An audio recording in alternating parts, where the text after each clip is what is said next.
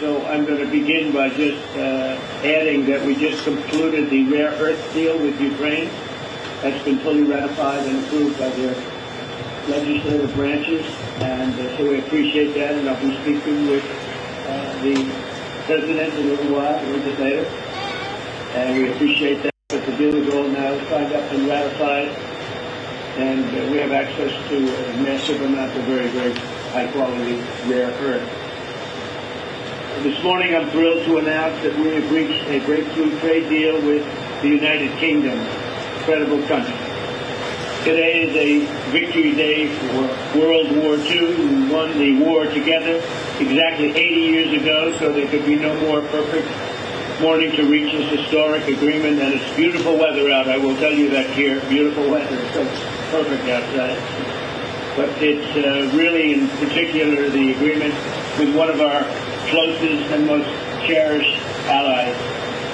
And we're so happy that that's the way it worked out. I want to thank Prime Minister Starmer and his very talented team for their outstanding work and partnership. Today's agreement with the UK is the first in a series of agreements on trade that my administration has been negotiating over the past 4 weeks. With this deal, the UK joins the United States in affirming that reciprocity and fairness is an essential and vital principle of international trade. And virtually all of the products produced by our great farmers, and our Secretary, as you know, of Agriculture is here. Brooke, thank you very much for being here. It's a good day. Thank you, sir. You'll let the farmers know. In addition, the UK will reduce or eliminate numerous non-tariff barriers that unfairly discriminate. And this is obviously the US President Donald Trump. This is live in the White House as he announces the details of that great deal. For the UK also. So they're opening up the country. Their country is a little closed, and we appreciate that. They'll also be fast-tracking American goods through their customs process, so our exports go to a very, very quick form of approval, and there won't be any red tape. Things are going to move very quickly both ways. The final details are being written up in the coming weeks. We'll have it all very conclusive, but the actual deal is a very conclusive one. We think just about everything's been approved. So good for both countries, and we'll also receive new market access for American chemicals, machinery, and many other industrial products that weren't allowed, and they'll end up getting products that they'll be able to price, and if they like them better and we make great products, they'll be buying those products, but they were not available in the UK. Furthermore, in a historic step, the deal includes plans that will bring the United Kingdom into the economic security alignment with the United States. That's the first of its kind. So we have a big economic security blanket, and that's very important. And we feel very, very comfortable with that because it's been a great ally, truly one of our great allies. I mean, a lot of people say our greatest ally. I don't want to insult people by saying that, but I can say it's certainly one of our greatest, and right at the top. And they're the first one we're talking about. And by the way, we have many meetings planned today and tomorrow, and every country wants to be making deals. And we have a meeting, as you know, Scott will be going over to Switzerland on Saturday, and that'll be very, very interesting. We'll find out, but I think they want to make a deal very badly, too. Both countries have agreed that the economic security is national security, and will be working together as allies to ensure that we have a strong industrial base, appropriate export controls, and protections for key technologies and industries like steel. Steel is a big factor. Both countries will become stronger with steel and things necessary for military. You know, we used to build ships and other things literally at a level that nobody's ever seen, and we haven't. We've eased up, and I would say that the UK certainly eased up, but now we're going to be uneasing both, and we work together. Once again, I want to thank Prime Minister Starmer. He's been terrific for his partnership in this matter. The special relationship and external bond, it's really an external and an internal bond between our two countries, will soon be stronger than ever before. And we really do. We have a great relationship. I want to just say that the representatives of UK have been so professional.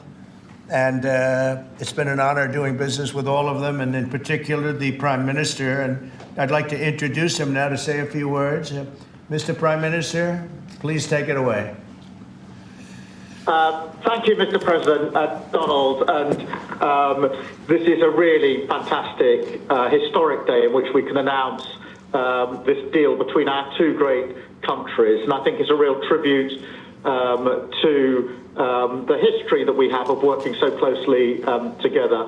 Can I pay tribute, Donald, to your negotiating team as well, particularly yes. Howard and Jameson, who've done an incredible job, a very professional job, and my team as well. Two negotiating teams have worked at pace now for a number of weeks.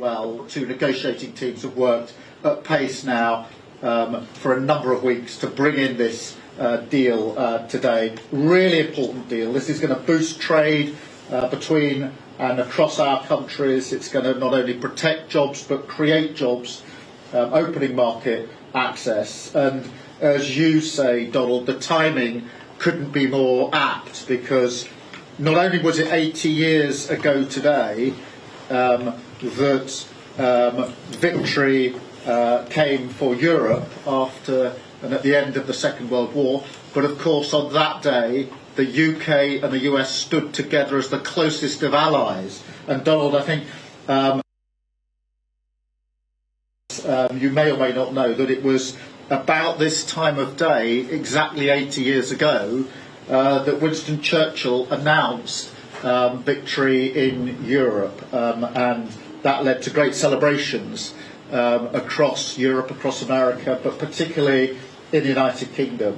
Literally people going out into the street, putting bunting up, going up to the palace. And so to be able to announce this great deal on the same day, 80 years forward, almost at the same hour, and as we were 80 years ago, with the UK and the US standing side by side, I think is incredibly important and makes this truly historic. That close relationship has endured over those 80 years. As you know, Donald, when it comes to defence and security and intelligence sharing, of course, there are no two countries that are closer than our two countries. And now we take this into new and important territory by adding trade and the economy to the closeness of our relationship. It is built, as you say, on those notions of fairness, and reciprocal arrangements. We've always had a fair and balanced arrangement between our countries. This builds on that, hugely important for sectors like car manufacturing and for steel and aluminium and so many others.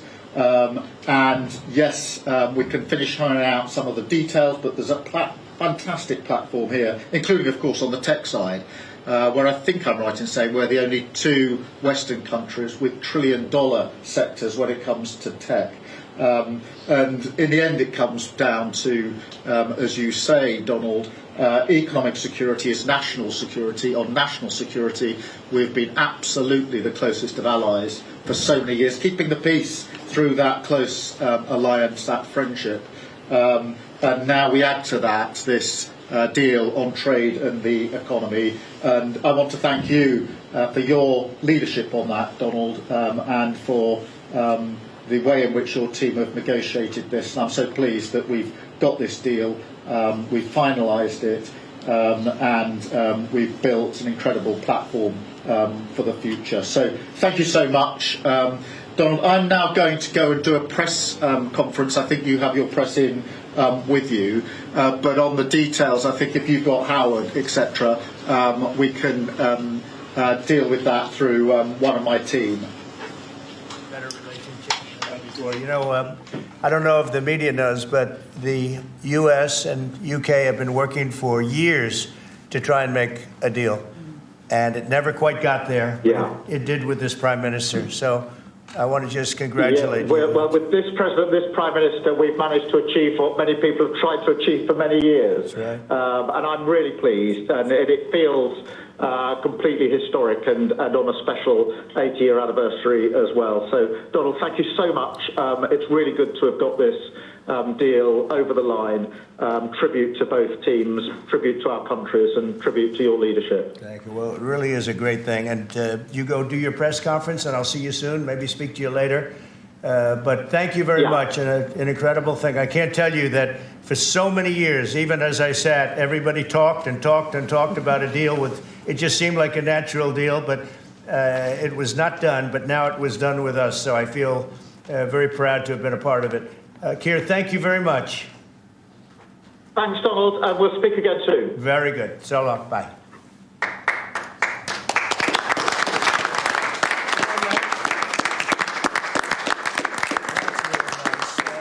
Why don't I do this? Why don't I have our Secretary of Commerce, Howard Lutnick, give a little description of the deal pretty quick, and then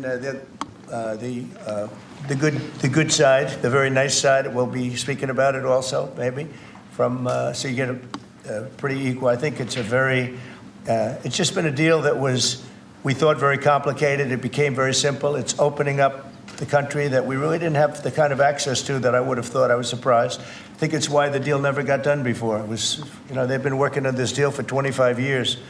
And we got it done, and we got it done. Really, it's going to be great for both countries. So, Howard, if you could go, and then somebody else, you may have, you'll pick whoever you want who'd like to do it. I have a feeling you're going to do it, right? So you guys go ahead, and then we'll take questions right after that. But I think you'll get a pretty good understanding of how big it is. It's a very large deal, very big deal. And Howard, go ahead.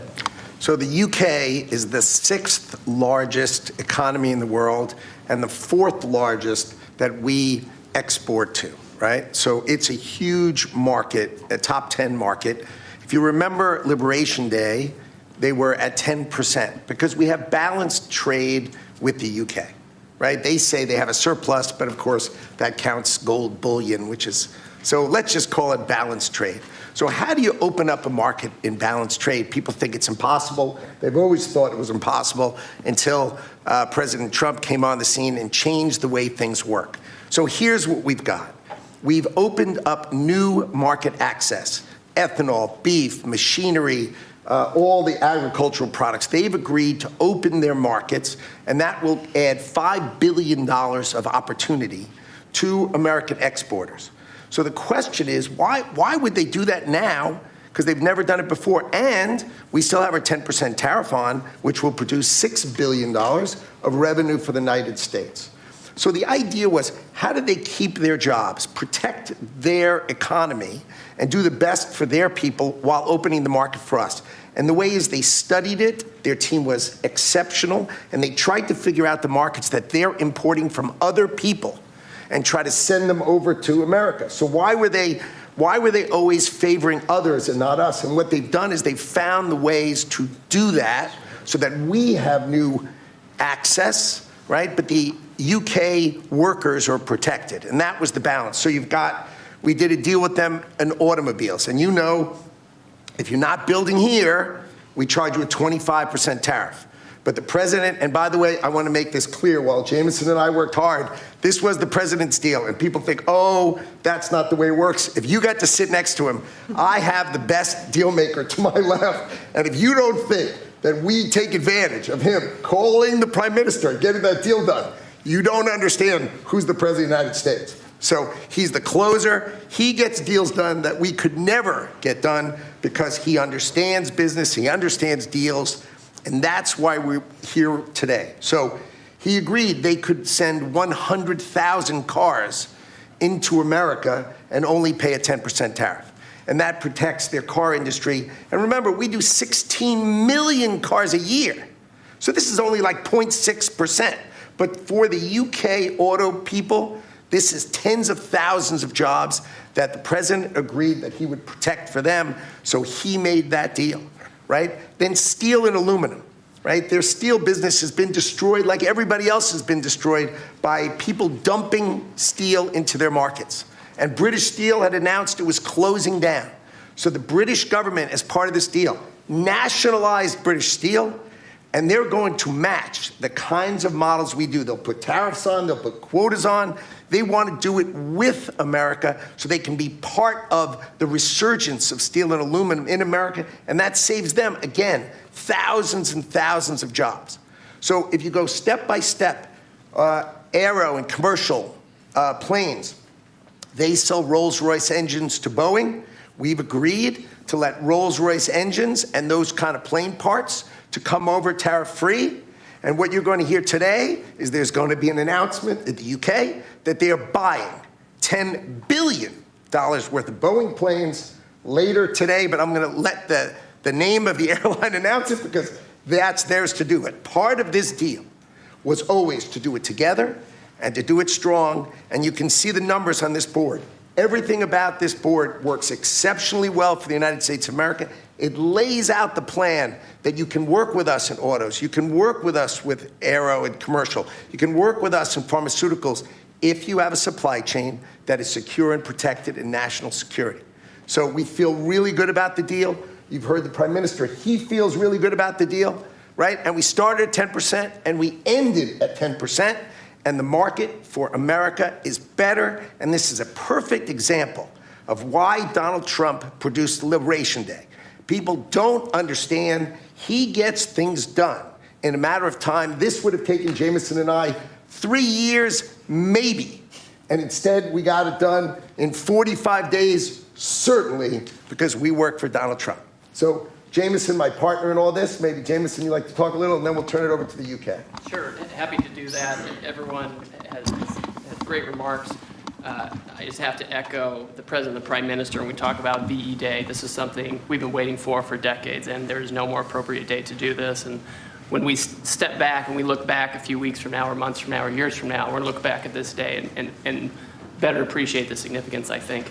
And I'll just say as well, in terms of negotiating, I mean, the UK negotiators, you know, we've got one right here, did an incredible job, right? This is why you win wars, right? When you act like this. And the ambassador, he knows more about trade than a lot of us here, based on his background.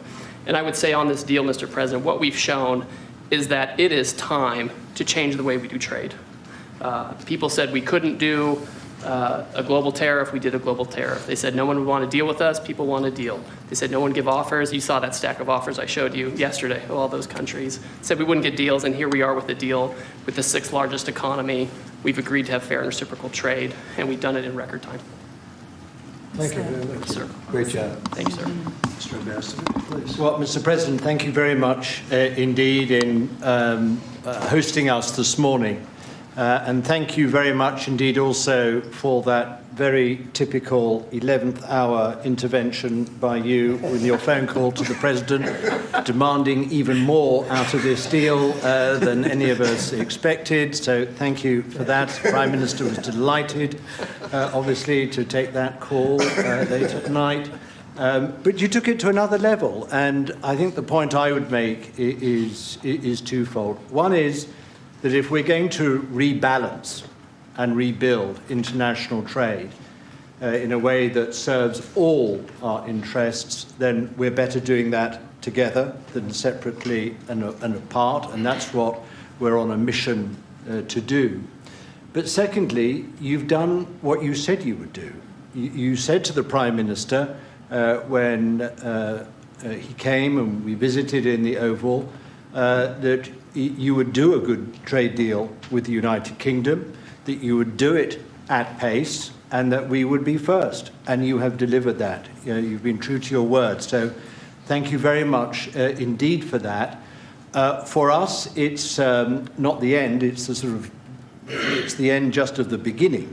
I mean, there is yet more we can do in reducing tariffs and trade barriers so as to open up our markets to each other even more than we're agreeing to do today.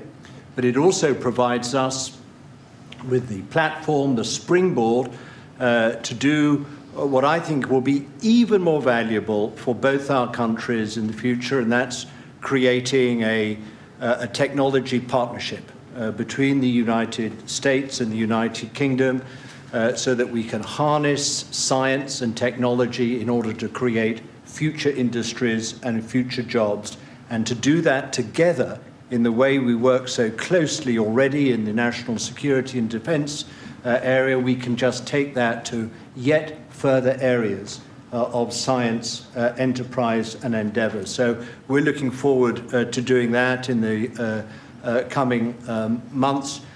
You've launched us extremely well today. It just, in my view, as the Prime Minister has said, just shows what two countries who trust each other, who are confident in each other and are familiar with each other, can do not just for ourselves, but for the rest of the world who need to benefit from a bigger and better international trading system. Thank you very much. It was beautifully stated. What a beautiful accent, too.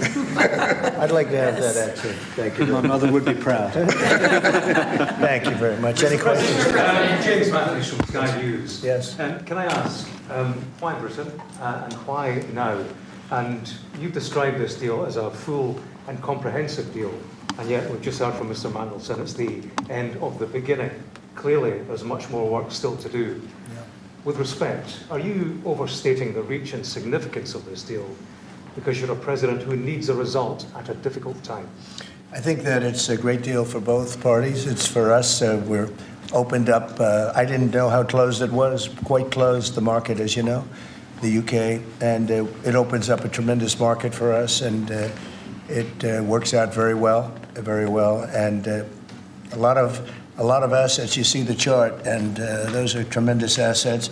But we've been trying, and when you say why us, meaning your country, we've been trying for years, and they've been trying for years to make a deal, including when I was in the, first term. It would always be people talking, but they weren't getting it done. But for 25 years before that, they were trying always to make a deal, a very significant deal. I actually, until I looked at the numbers, I didn't realize this is a very conclusive deal, but we think we can grow it even from that. But this is a maxed out deal, not like you said it. You said it really incorrectly. This is a maxed out deal that we're going to make bigger, and we make it bigger through growth.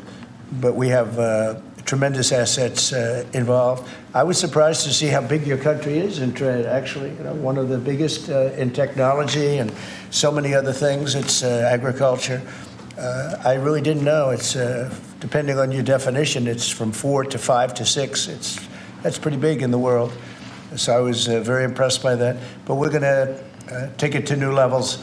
It's a very big deal right now, but I think it is going to grow just of its own volition. It's going to grow, and over time there'll be changes made, there'll be adjustments made because we're flexible. We'll see things that we can do even better.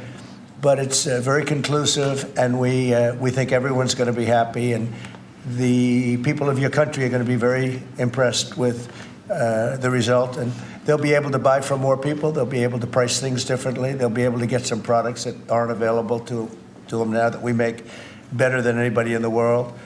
And it's just something that it's a great thing that it came together. It's so nice because we have many countries want to make a deal, and many countries are very unhappy that we happen to choose this one, to be honest with you. But it's a long time, our oldest ally, or just about. I guess a couple of people claim that too, but let's put it right at the top. I think it's going to be something very special for UK and special for the United States. Mr. President. Thank you, Mr. President. Reagan Reese with the Daily Caller. How close are you to more deals, and when do you expect the next to be announced? Well, very close. We have numerous deals. I know Howard's going back. As soon as this is finished, your press conference, he's got numerous. And Scott, who's right over here, who's fantastic, by the way. You were great on television this morning. I watched you. That was very good. He gave them a little lesson in the world and economics. But Scott's going to be going to Switzerland, meeting with China, and they very much want to make a deal. We can all play games. Who made the first call? Who didn't make the? It doesn't matter. It only matters what happens in that room. But I will tell you that China very much wants to make a deal. We'll see how that works out. Every country throughout the last 40, 50 years has literally ripped off the United States on trade, on military, on protection, on all the different things. And we are now making fair deals. And in this case, it's great because we really weren't very much involved. You have the European Union, which is, I think you made the right decision years ago. I don't know if you remember, I was opening up Turnberry the day that you were voting. And they asked me, would it happen or would it not happen? I said, no, I think they're going to go their own separate way. I think it's better for them. And they did. I think it's going to end up being a very smart decision. But a big part of that decision was always that you'd be able to make a deal with the United States. And they were unable to do that. But now they made it. and it's a tremendous, it's very important. That was always a big part of your decision on Brexit, and they were never able to make that deal. It was a tough one, and this one it's amazing with time. This one just went very smoothly, went quickly and smoothly, and a lot of common sense, as I like to say. There's tremendous common sense, but it's going to make your country much bigger in terms of trade, and it's going to make our country much bigger in terms of trade, too. Yes, sir. Thank you for the... Behind you. Oh, yeah. Tom Bateman at the BBC. Thank you, Mr. President. You mentioned meat. You're with who? The BBC. Oh, good. Very nice. They treat me Thank you. beautifully. You mentioned meat and beef exports. The UK currently doesn't accept American beef because of its own food standards. Are you calling on the UK to accept all American beef and chicken products?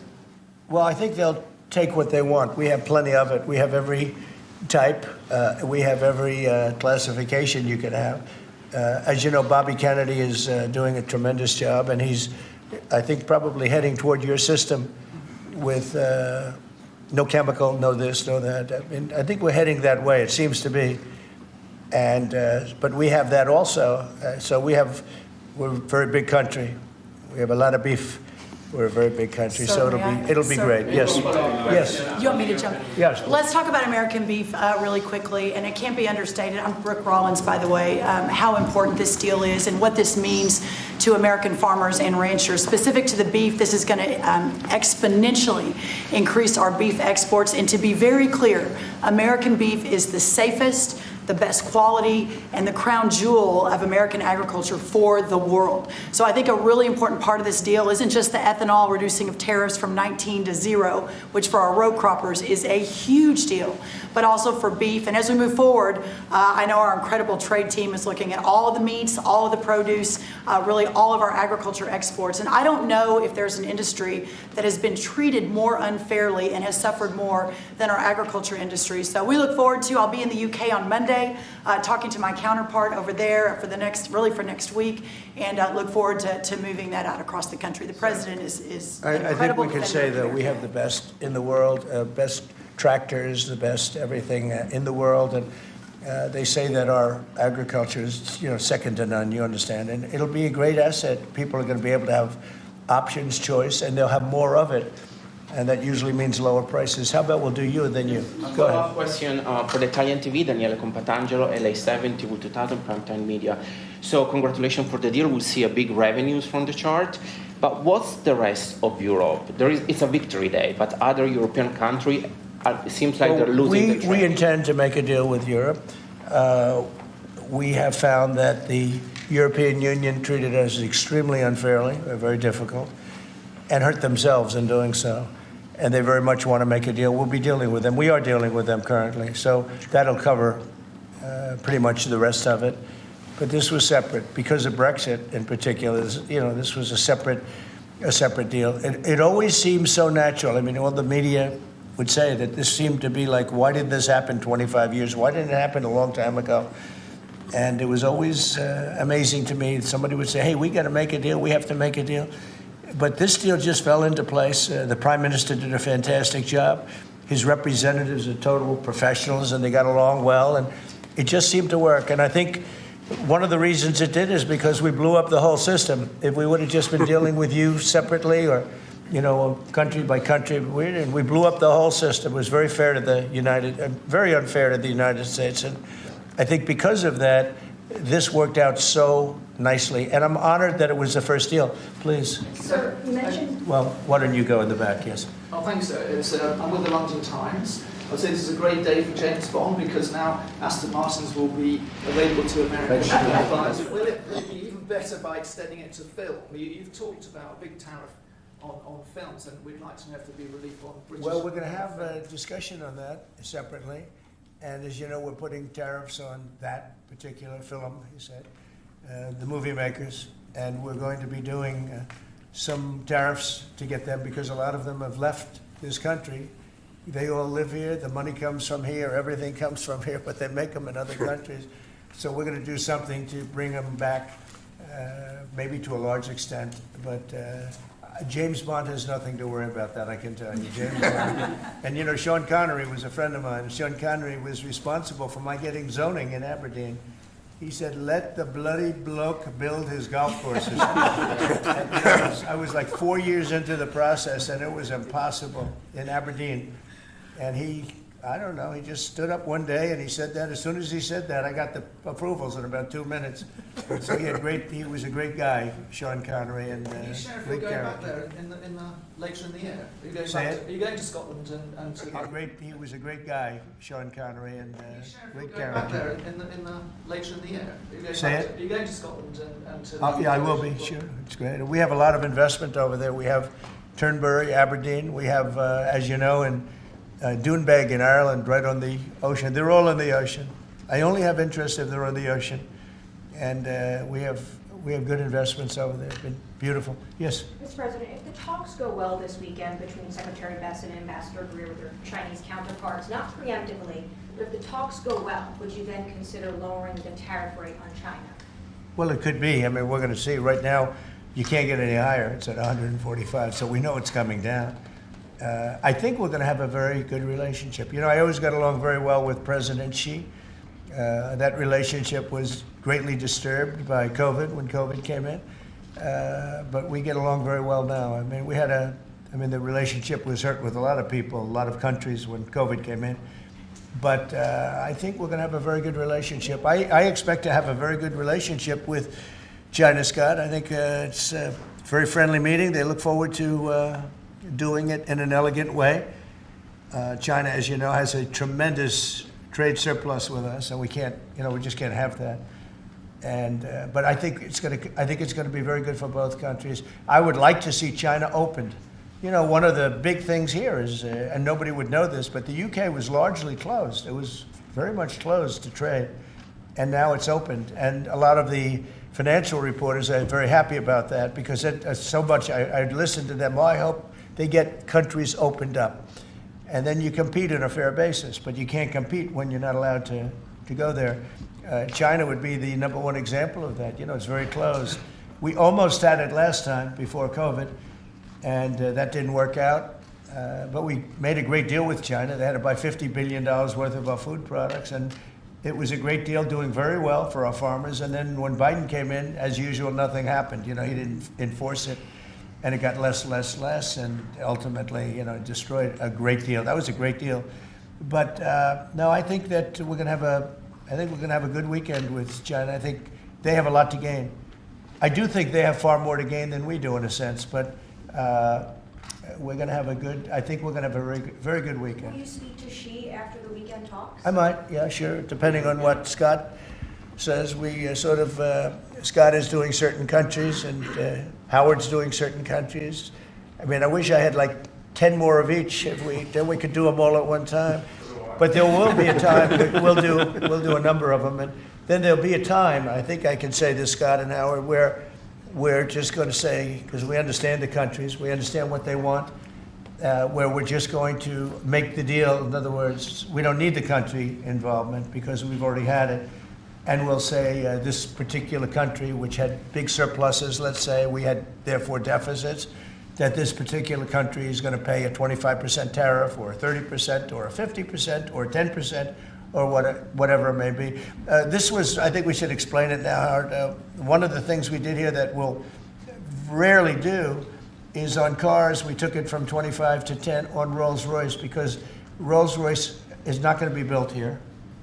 I wouldn't even ask them to do that. You know, it's a very special car, and it's a very limited number too. It's not, you know, one of the monster car companies that makes millions of cars. They make a very small number of cars that are super luxury, and that includes Bentley and Jaguar. So we have some very special cars. So in order to help that industry, and that's really, you know, handmade stuff, and they've been doing it for a long time in the same location. And I said, yeah, that would be good. Let's help them out with that one. But that's different than a car company that comes out and makes millions of cars, which they'll be doing in our country. They're going to build, we have many factories, car plants being built or going to be built very soon. I think we can say that we'll be close to $10 trillion of investment. I think we're actually at that number now if you add up some of the ones we haven't heard about yet. I mean, we have some going up right now. They have plants going up, and they haven't even spoken to us. They're doing it because of the tariffs.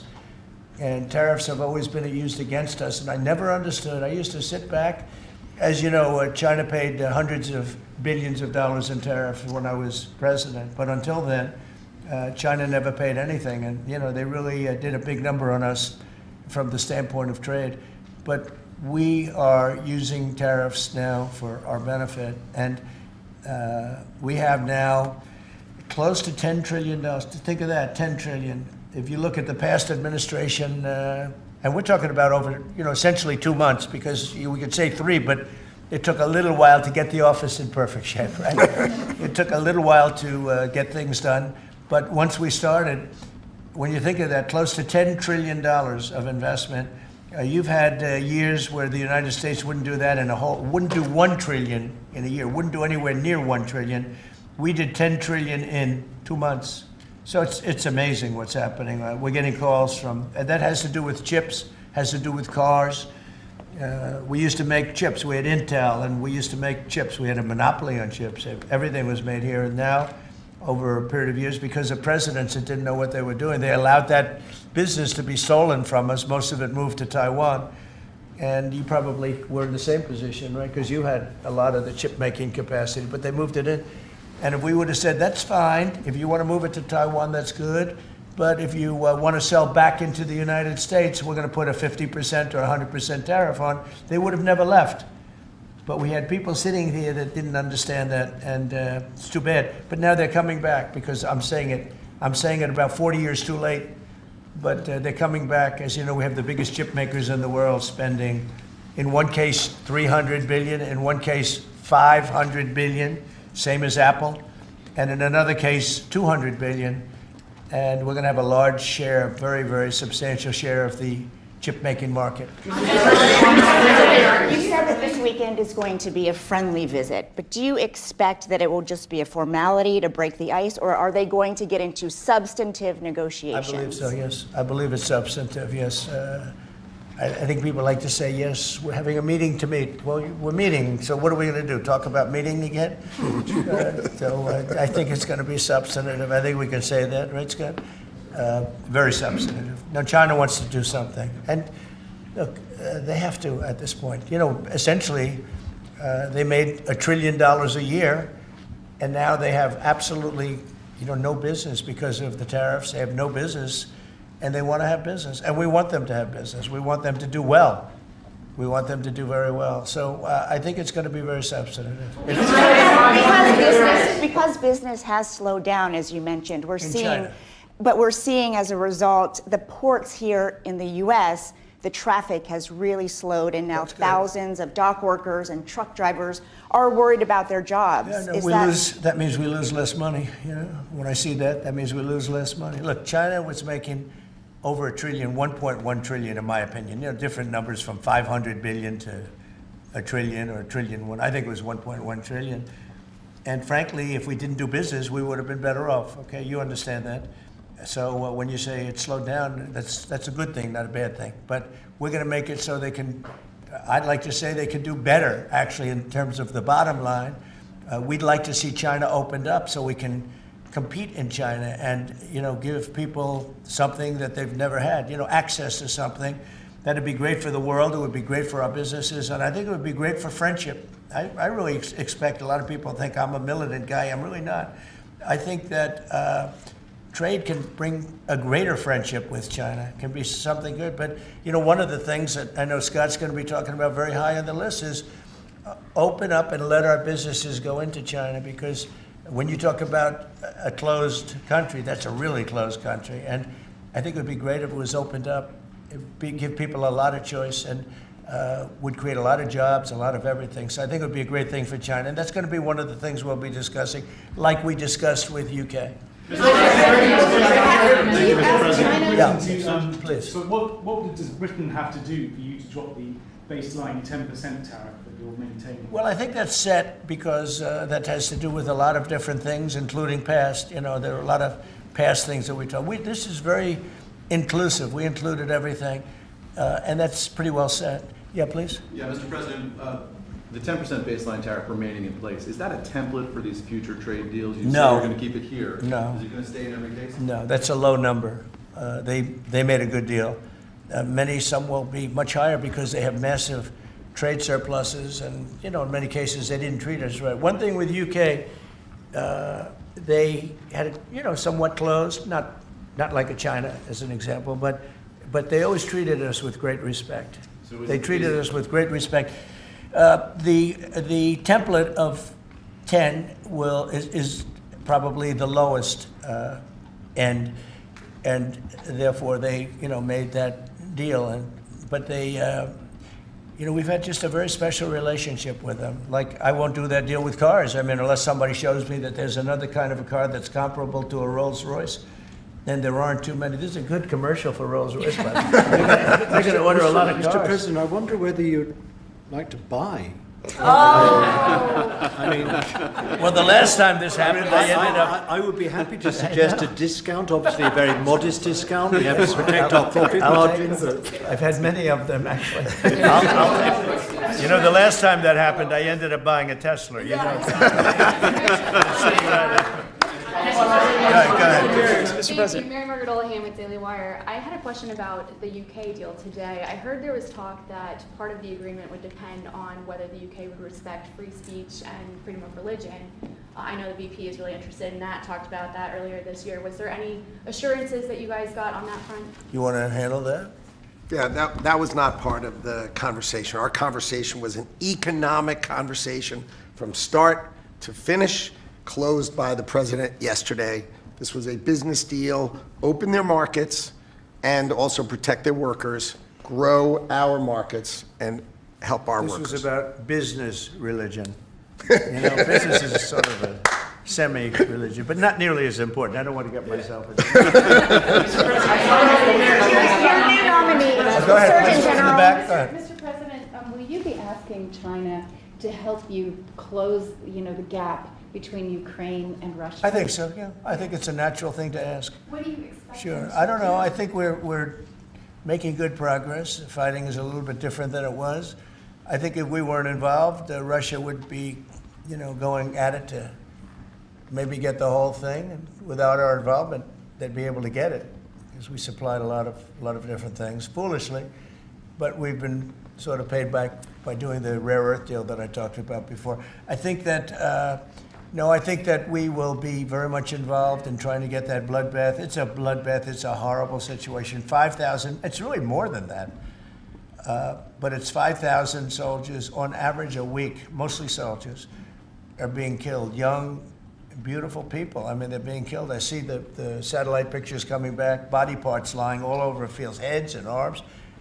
It's so terrible. I've never seen anything like it, actually. And if we can get that stopped, that will be a great accomplishment. And we're trying very hard, and I think we're close. And Mr. Witkoff is talking constantly back and forth. He's a real professional who's got a great relationship with both countries. And I think we have a good chance. And likewise, we're trying to work on Iran to get that solved without having to get into any bombing, as we say, big bombing. I don't want to do that. I want them to work a deal. I want them to be very successful. Mr. President, Edward Lawrence from Fox Business. Yes. On the non-market barriers, how did you get the UK to bend, and what was the 11th hour deal or ask? Well, I think it was really just a part of the overall. I mean, they have so many things that are so good for them. It's going to be so good for the country. And that was sort of easy. It wasn't, we had non-market, I call it non-market or non-monetary trade barriers. And we had quite a few of them, not nearly as bad as some countries. Some countries have, they have virtually no tariff, but the rest of it is so brutal you can't do business with them, right? So it's a very important question, actually. No, I think the overall deal just worked out very well from their standpoint. They were willing to give that in order to get other things, and you might want to speak to that, Mr. Ambassador. Look, the point about the deal is that we will continue reducing tariffs and non-tariff barriers. This is a continuing picture. It's a movie. It's not a still picture here. It's a movie. Yeah. It continues. And we're both committed to freeing up trade between our countries. We're both committed to freeing up investment between our countries. And the point about this deal is that it provides a very good template and a very good launch pad for what we can continue to do and build on in the future. And that's what we're both determined to do. You know, many of the, well, I cannot say. That's between us. Many of the, we'll keep it confidential. Yeah, how about just one more little thing, right? Well, it got the deal closed, and it was handled very well from the other side, too. But many of these things that we're talking about, we've been talking about this for 25 years.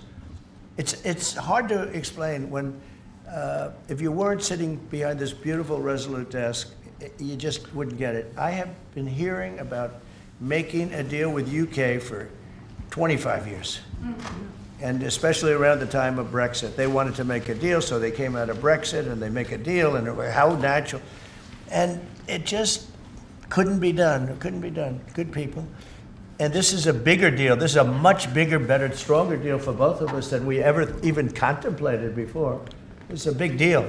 Virtually everyone said that it would end in failure, it would end in tears, and it's ended in exactly the opposite. Yeah. But, Mr. President, can I say that that is due to Secretary Lutnick and Ambassador Greer, who've been absolutely fantastic. But right. Yesterday I received a call, a very diplomatic call that just edged things over the line, and that was from your new ambassador in the United Kingdom. Who is terrific. Right? Warren Stevens, he's here. Where is Warren? Right here. Hello, Warren.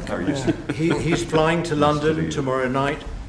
He's going to be very popular with the British people. He's going to be a very successful ambassador. And?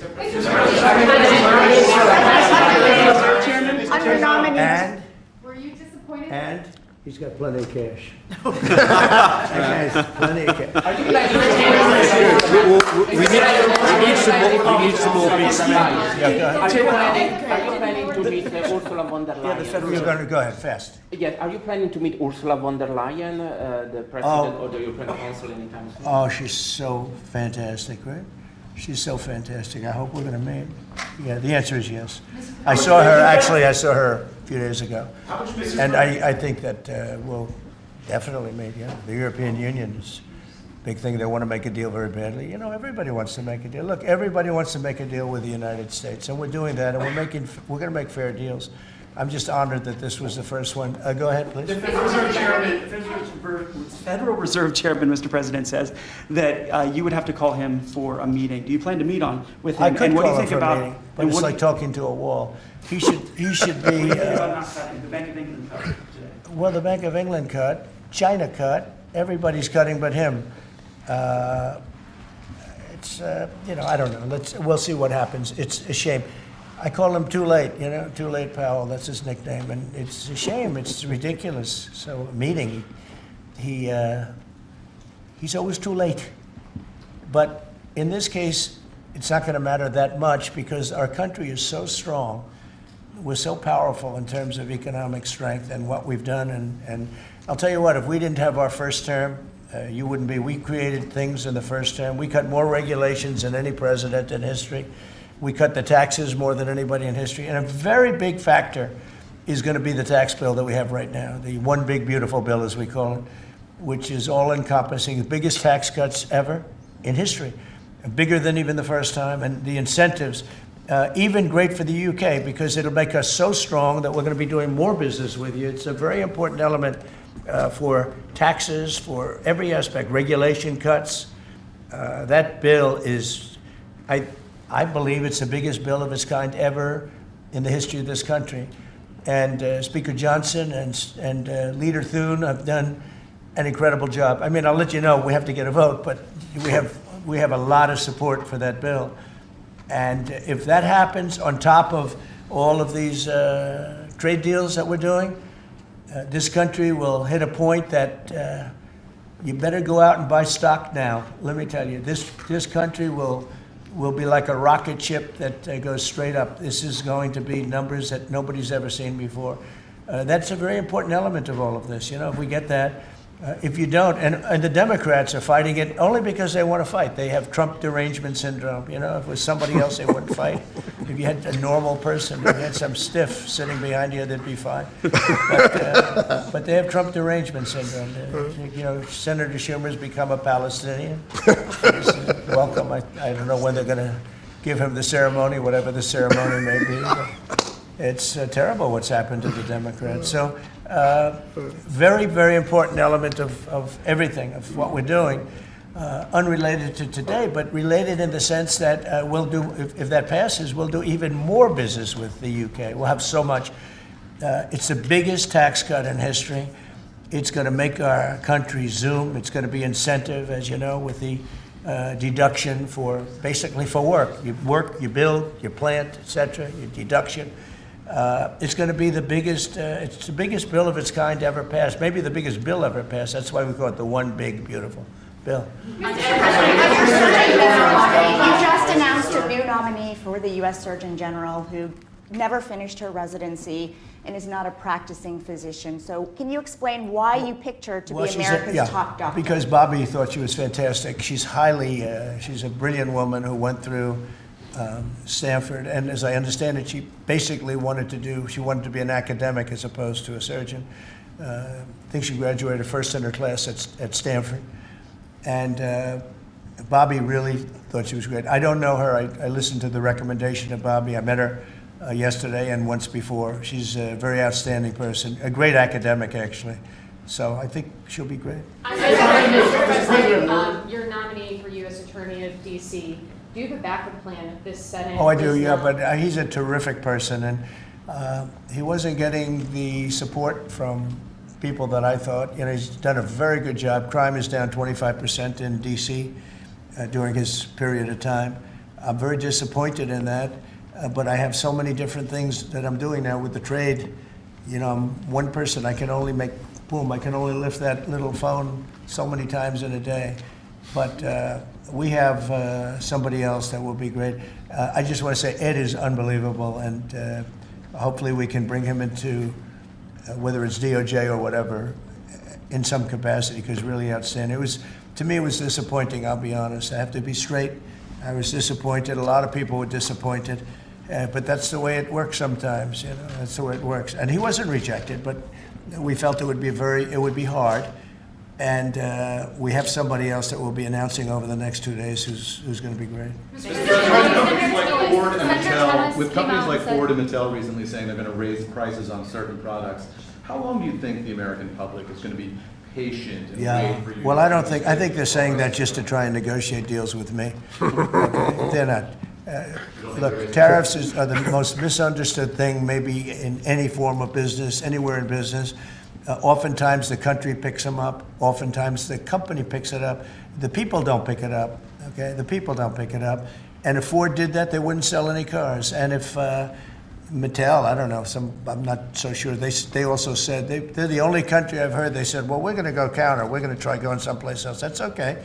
Let him go, and we'll put 100% tariff on his toys, and he won't sell one toy in the United States, and that's their biggest market.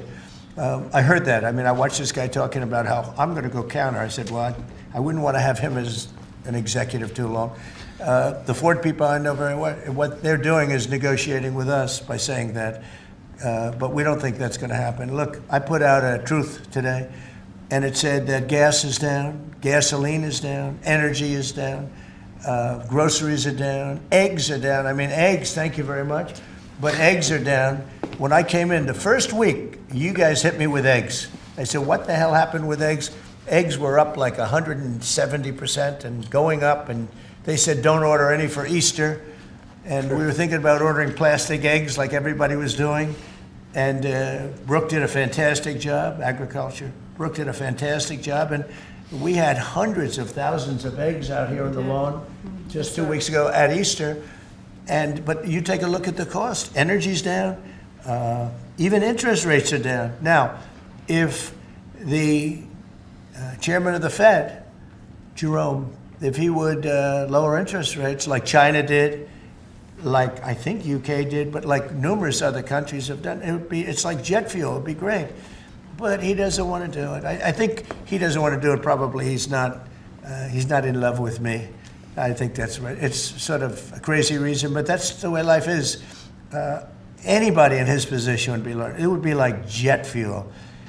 But even without that, we're doing well. But remember this, you know, I've watched you people reporting over the last few months that if we do this, you know, prices are going to go through. Well, groceries are down.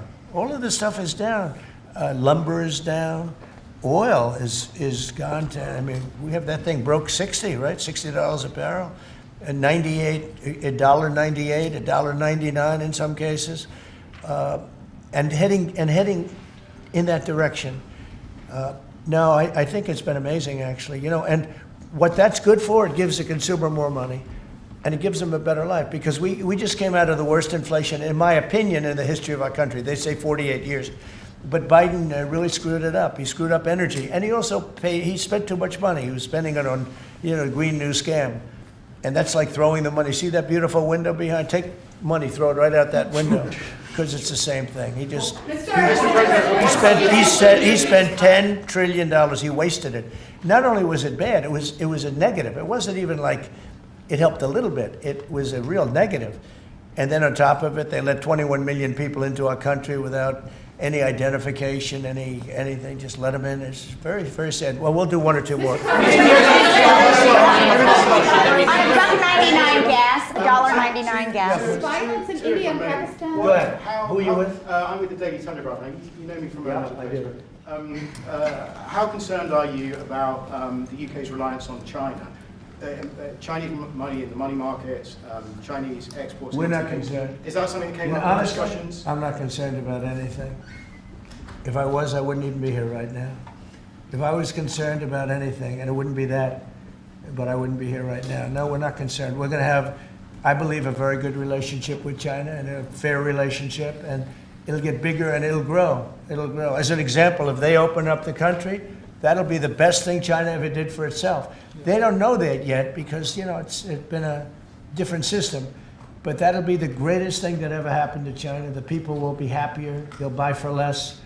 They'll see things that they never saw before, and they'll be buying them. And it'll really create great long-term peace. And if I could ask one of the Agriculture Secretary, actually, there's a lot of concern about chlorinated chicken, the import of hormone-treated beef. Has that question been addressed, resolved in these talks, or is that something for the continuing negotiations? Well, James. I would just say that it's very clear, and we have in the heads of terms that we are going to discuss all of these types of issues, and obviously the importing country, whether it's us or them, you got to follow the rules on those types of things. But our point is the rules need to make sure that they are based on science, and that's our expectation. We know the UK believes that too, so we want to come to an accommodation. We want the consumers in each country to be able to choose what they want and give them the information that they need. Okay. We have an incredible EPA led by Administrator Zeldin that is on this. So the talks continue, but we are very, very confident in our products, and what the President has done to open up the markets is unprecedented for these farmers here in America. Thank you. Mr. Wall Street, as they watched this, I mean, you saw the stock market decline sharply after Liberation Day, and it's rallied back since then. Well, now it's going to really rally, because, you know, don't forget they said this is all a pipe dream. And this is a tough one. This is, somebody would say, well, this is easy. This is much tougher, I think, than any other deal, because they've been at it for so many years, decades, trying to make this deal. And it's very conclusive, and it's a great deal, and it's a very big deal, actually. And no, this is just the beginning. We're going to be having conferences, or at some point we won't have, we'll just put out a statement that we just signed this country, that country. And after a number of these are done, nobody has enough people to do it. We're just going to put out X country is going to pay this, and if they open up, they're going to do this and that, and they're going to be open up. Everybody wants to be here. You know, I say this is where they want to be shopping. They want to shop in this country because we have the consumer.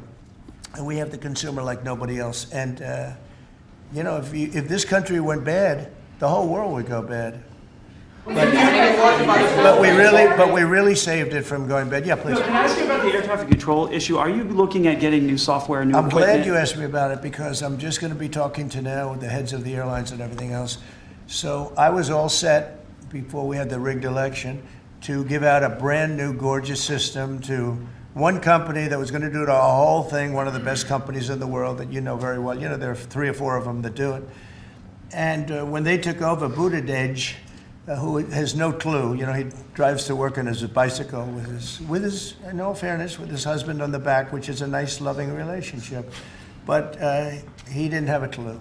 This guy didn't have a clue. And he's actually a contender for president. Between him and Crockett, you can have that party. But he didn't know what he was doing. And he took what they call dry systems where you have wires in the earth, buried in the earth or whatever. And then you have the open air systems where you have satellites. And you can't mesh them. Anybody would know that if you went through about 2 months of study in school, if you studied that kind of thing. And he did. They spent tens of billions of dollars trying to take old, broken equipment and merging it into existing new equipment with brand new equipment. It's one of the greatest. They spent like $40 billion. And what they did is they made it worse because it doesn't work together. You can't make it work together. If you have a satellite system, you need satellite. If you don't, they had all these different technologies, some of them 50 years old, and they're trying to mesh them in. And they end up spending twice the money they should have. You could have bought a whole new system. So we have a very good guy who you all know, Sean Duffy, is head of transportation. And I've given him a 10-minute lesson in buying, and he's become really good. And we are now in the market to buy a gorgeous, brand new system. The helicopter that crashed into the plane at 400 feet, it shouldn't have been. What would have happened is all sorts of bells and sirens would have been going off 3 minutes before that accident happened, if you had the right equipment, but they didn't. And the new equipment is unbelievable what it does. You can have, you don't even, well, I was going to say something, but you always, in my opinion, you always need pilots. I want pilots. But you wouldn't even have to have pilots. This system is so incredible what they can do. But we have a system that's obsolete. And what they did is the worst. They tried to combine the really old, broken stuff with the new stuff. And you can't combine it. And anybody should have known. So Biden, do you think Biden figured this out? I don't think so, fellas. Do you think he has any clue? He doesn't know what the hell's happening. So here's the story. We're going to be buying a brand new, it's going out to bid very soon, brand new state-of-the-art system that will cover the entire world. I'll give you an example. When my pilot, now I have military pilots, but prior to that I have very good pilots, great pilots. They would land, and I won't tell you which country, but they would use the system of another country. They wouldn't even use the system of the United States. So if I'm landing in New York or Florida or Tennessee, they're using a system from another country. I said, why is that? And they were, they're not into business, but they're just saying, our system doesn't work, sir. And I said, boy, that's pretty sad. But we were all set to give it out to, look, you have a Raytheon and you have different companies like that, numerous companies. And you have companies that would do it, like an IBM, as an example. And you give out one deal, one contract. They gave out hundreds of contractors. They had diggers. They had non-diggers. They had people that focused on satellites. They had hundreds of different contracts. One contract where one guy is controlling everything. If you need a trench, then they dig a trench.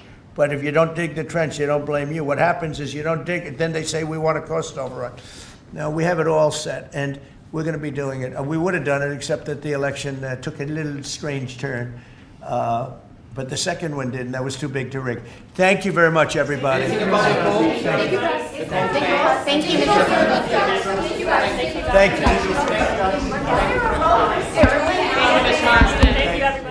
Donald Trump concluding his press conference in the Oval Office, and I think it is safe to say the theatrics were box office. The President of the United States seated at the Resolute desk in the Oval Office, signing off on a trade deal with the UK Prime Minister in real time, live on television, as they exchanged a telephone call. And I think it's also fair to say that the words between them were extraordinary.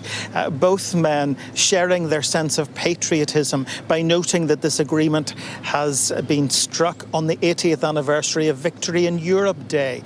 The president talking about World War II as a war we won together, quote unquote. That is certainly a departure from Donald Trump's usual America First tone. Just yesterday, he was suggesting that it was America that won the war. He talked about the close and cherished relationship, the special relationship with the United Kingdom, and said he was so happy, that's the term he used, that the UK had won the race to secure the first post-tariffs trade deal. Now, the images really were remarkable because on his right, he had the Vice President, J.D. Vance, but on his left, of course, he had the UK ambassador to the United States, Sir Peter Mandelson. In fact, they shared a joke after Sir Peter had commented on the trade deal. The president replied, as indeed he replied when Sir Keir Starmer spoke in the Oval Office a few weeks ago, "That's a beautiful accent." Sir Peter replied, "My mother would be proud." Then he suggested that the president needed a Rolls Royce, and he said, "The last time I engaged in that kind of a conversation, I ended up with a Tesla," because of course we had that moment where he did purchase a Tesla from Elon Musk from here on the driveway outside the White House a few weeks ago. It certainly has been a day to remember at the White House. The UK having achieved this symbolic moment of a trade deal ahead of anyone else. And that is something that Sir Keir Starmer can celebrate, and indeed the United States can celebrate, because it is something of a diplomatic triumph across the Atlantic between the United States and the United Kingdom. Much indeed. Well, after that very well choreographed phone call between Donald Trump in the White House and Keir Starmer in the West Midlands, Sky's James Matthews was the first to ask the US president a question about it. Can I ask, why Britain and why now? And you've described this deal as a full and comprehensive deal, and yet we've just heard from Mr. Mandelson, it's the end of the beginning. Clearly, there's much more work still to do. Yeah. With respect, are you overstating the reach and significance of this deal because you're a president who needs a result at a difficult time? I think that it's a great deal for both parties. It's for us. We're opened up. I didn't know how closed it was. Quite closed, the market, as you know, the UK. And it opens up a tremendous market for us. And it works out very well, very well. And a lot of assets. You see the chart, and those are tremendous assets. But we've been trying, and when you say why us, meaning your country, we've been trying for years, and they've been trying for years to make a deal, including when I was in the, first term. It would always be people talking, but they weren't getting it done. But for 25 years before that, they were trying always to make a deal, a very significant deal. I actually, until I looked at the numbers, I didn't realize this is a very conclusive deal, but we think we can grow it even from that. But this is a maxed out deal, not like you said it. You said it really incorrectly. This is a maxed out deal that we're going to make bigger, and we make it bigger through growth. But we have tremendous assets involved. I was surprised to see how big your country is in trade, actually. One of the biggest in technology and so many other things. It's agriculture. I really didn't know. It's, depending on your definition, it's from 4 to 5 to 6. That's pretty big in the world. So I was very impressed by that. But we're going to take it to new levels. It's a very big deal right now, but I think it is going to grow just of its own volition. It's going to grow, and over time there'll be changes made, there'll be adjustments made because we're flexible. We'll see things that we can do even better, but it's very conclusive, and we think everyone's going to be happy, and the people of your country are going to be very impressed with the result, and they'll be able to buy from more people. They'll be able to price things differently. They'll be able to get some products that aren't available to them now that we make better than anybody in the world. And it's just something that it's a great thing that it came together. It's so nice because we have many countries want to make a deal, and many countries are very unhappy that we happen to choose this one, to be honest with you. But it's a long time, our oldest ally, or just about. I guess a couple of people claim that too, but let's put it right at the top. I think it's going to be something very special for UK and special for the United States. So that answer given by Donald Trump to our James Matthews, who was in the White House at the conclusion of that call. Mixed reaction here. The SMMT, the car's trade body, says the agreement announced today to reduce tariffs on UK car exports into the US is great news for the industry. The NFU, though, the National Farmers Union, we find ourselves in this position as a direct result of tariffs introduced by the US administration in April. This is not something anybody wanted, is their initial reaction. We'll hear more from the aluminium and steel industries, no doubt, in the coming hours. But you're watching Sky News. Coming up next, Mark Austin will be at the Vatican.